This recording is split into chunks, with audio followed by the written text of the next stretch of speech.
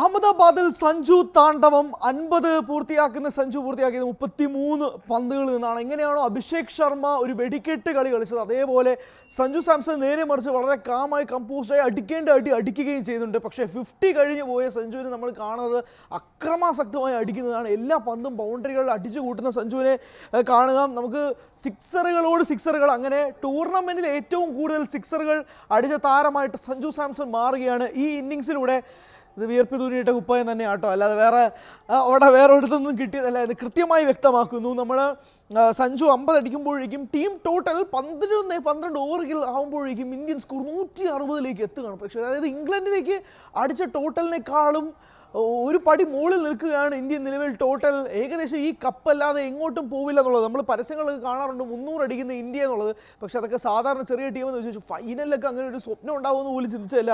അങ്ങനത്തെ രീതിയിലേക്ക് പൊക്കോണ്ടിരിക്കുകയാണ് ഇന്ത്യ. പക്ഷേ credits to Sanju Samson and Abhishek Sharma. സഞ്ജുവിൻ്റെ ഇന്നിങ്സിന് തന്നെ ഏറ്റവും പ്രധാനപ്പെട്ട കൈയടി.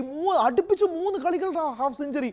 ഒന്ന് വെസ്റ്റ് ഇൻഡീസിനെതിരെ, ഇംഗ്ലണ്ടിനെതിരെ, ഇപ്പോൾ ന്യൂസിലൻഡിനെതിരെ. അത് അടിക്കുന്ന ടീമുകളാണ്. ഏറ്റവും പ്രധാനപ്പെട്ട ലോക ക്രിക്കറ്റിലെ 3 പ്രധാനപ്പെട്ട ടീമുകൾക്കെതിരെയാണ് അടിക്കുന്നത്. ഇനി മാറ്റണം സ്ഥാനമെന്ന് സഞ്ജു പറയുകയും ചെയ്യുന്നു. വെസ്റ്റ് ഇൻഡീസിനെതിരെ 97 റൺസ് 50 പന്തുകളിൽ നിന്ന്.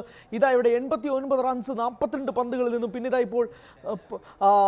ഇപ്പോൾ വീണ്ടും സഞ്ജുവിൻ്റെ ഒരു അർദ്ധ സെഞ്ചുറി വരുന്നു. പക്ഷേ ഇത് കുറച്ച് സമയം എടുത്തു, 33 പന്തുകളിൽ നിന്ന്. പക്ഷേ നെവർ മൈൻഡ്, സഞ്ജുവിന് ആക്സലറേറ്റ് ചെയ്യാൻ കഴിവുള്ളത് തന്നെയാണ്. പക്ഷേ ഇപ്പോൾ നിലവിൽ നിൽക്കുമ്പോഴേക്കും 5 6 4 4 36 പന്തുകളിൽ നിന്നും 63 റൺസിൽ എത്തി നിൽക്കുകയാണ് നിലവിലത്തെ സ്കോർ. പക്ഷേ അതിപ്പോൾ എപ്പോൾ വേണമെങ്കിലും മാറിക്കൊണ്ടിരിക്കുകയാണ്. 37 പന്തിൽ നിന്നും 67. ഞാൻ ഒന്ന് റിഫ്രഷ് ചെയ്തോളൂ, അപ്പോഴേക്കും ഒരു 4 അടിച്ചു. ഇതിൽ 12 ഓവറുകൾ പൂർത്തിയാകുമ്പോൾ 160-141 എത്തി നിൽക്കുന്നു സഞ്ജു. ആൻഡ് ഈ ടൂർണമെൻറ്റിൽ തന്നെ ഏറ്റവും കൂടുതൽ സിക്സറുകൾ നേടുന്ന താരമായിട്ടും സഞ്ജു മാറി.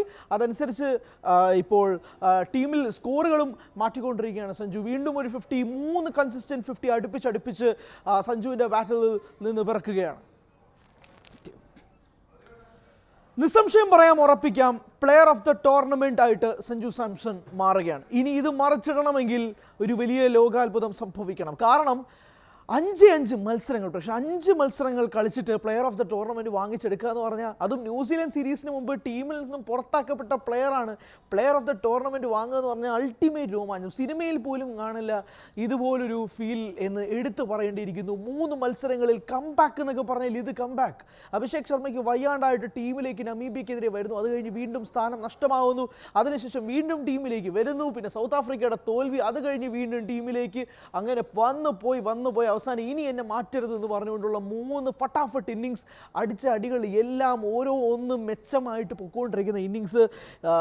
അപ്പോൾ സഞ്ജു പറയാണ്, എനിക്ക് പ്ലെയർ ഓഫ് ദ ടൂർണമെൻറ്റ് എന്നുള്ളത്. നമ്മൾ പല കണ്ടൻറ്റേഴ്സിനെയും കണ്ടു. Finn Allen, Sahibzada Farhan, Will Jacks, അങ്ങനെ എത്രയോ കണ്ടൻറ്റേഴ്സ് ഉണ്ടായിട്ടുണ്ടെങ്കിൽ പോലും ഇത് വേറെ രീതിയിലുള്ള ഇന്നിങ്സ് ആയിട്ട് തന്നെയാണ് വിലയിരുത്തപ്പെടേണ്ടത്. അതുകൊണ്ട് തന്നെയാണ് പ്ലെയർ ഓഫ് ദ ടൂർണമെൻറ്റ് എന്ന അവാർഡ് പോകുന്നതും സഞ്ജുവിൻ്റെ കൈകളിലേക്കാണെന്നുള്ളത് എടുത്തു പറയേണ്ടിയിരിക്കുന്നത്. സോ ഇത് മറ്റെല്ലാത്തിനേക്കാളുപരി ഇതൊരു വ്യക്തിഗത നേട്ടത്തിനേക്കാളുപരി ഈ വ്യക്തി ടീമിലുണ്ടാക്കിയ ഇമ്പാക്റ്റിനെ കുറിച്ചാണ് പറയുന്നത്. ഇന്ത്യക്ക് ഈ ടൂർണമെൻറ്റിൽ ഒട്ടും കിട്ടാതിരുന്നൊരു സാധനമാണ് തുടക്കം. ആ ഒരു ഓപ്പണിംഗ് പാർട്ണർഷിപ്പ് എന്ന് ഇന്ത്യക്ക് ഇല്ലായിരുന്നു. അത് തിരിച്ചു കൊണ്ടുവന്നത്, അത് ലൈവാക്കി മാറ്റിയതുമെല്ലാം ഈ മനുഷ്യനാണ്.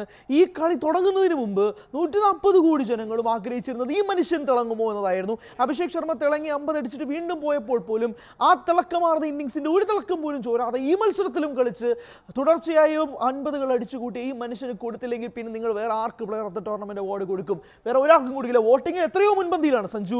സ്വാഭാവികമായിട്ടും കമൻറ്റേറ്റേഴ്സിൻ്റെയും ഒരുപാട് സ്വപ്നങ്ങളും അവർ കാണുന്ന സന്തോഷവും ഈ മനുഷ്യന് മേലുണ്ട്. കാരണം അയാളത് ചോദിച്ച് വാങ്ങിയച്ചല്ല, അയാളത് ഏൺ ചെയ്തെടുത്തതാണ് എന്നതുകൊണ്ട് തന്നെയാണ്.